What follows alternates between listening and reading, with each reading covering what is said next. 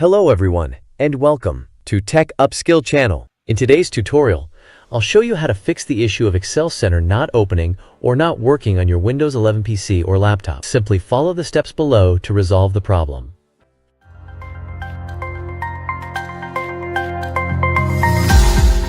First, try restarting File Explorer. Do this.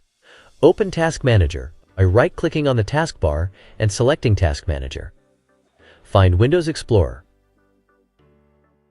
Right-click on it and choose Restart. Check if the issue is resolved. If not, proceed to the next step. Next, open the Start menu and search for CMD.